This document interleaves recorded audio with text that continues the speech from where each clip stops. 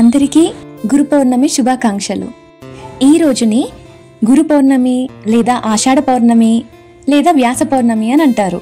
ఈ రోజు ఆది గురువు వేదవ్యాసుని పుట్టినరోజుగా భావిస్తారు. అయితే ఈ రోజు పర్టికులర్ గా ఏ దేవుణ్ణి పూజించాలి అని డౌట్ వస్తుంది. ఈ రోజు దేవతల గురువైన బృహస్పతిని కానీ, సాయిబాబాని కానీ, దత్తాత్రేయ స్వామిని, రాఘవేంద్ర స్వామిని, ఇంకా దక్షిణామూర్తి స్వామిని, ఇలా ఏ గురువునైనా పూజించొచ్చంట. అయితే ఈ రోజు వ్యాస పౌర్ణమి అని ఎందుకంటారు? నాకు తెలిసిన విషయం అయితే చెప్తాను. మన హిందూ సాంప్రదాయంలో 4 వేదాలు ఉన్నాయి. ఆ 4 వేదాలని రాసింది మన వ్యాస మహర్షి. ఆయనే మహాభారతాన్ని, శ్రీ మహాభాగవతాన్ని, అష్టాదశ పురాణాలు ఇవన్నీ రాశారు. అందుకే వ్యాసుడు పుట్టిన ఈ రోజుని మనం గురు పూర్ణిమ అని అనుకుంటాము.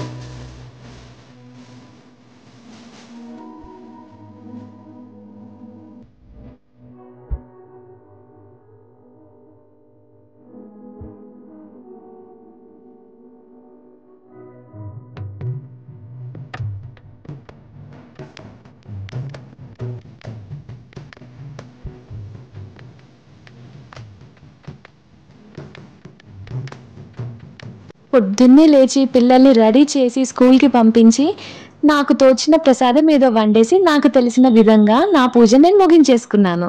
ఇలా పూజ అయిపోయిందో లేదో అలా ఆఫీస్కి పరిగెత్తడమే. ఏంటో ఈ బిజీ లైఫ్, అన్నీ బ్యాలెన్స్ చేయాలి.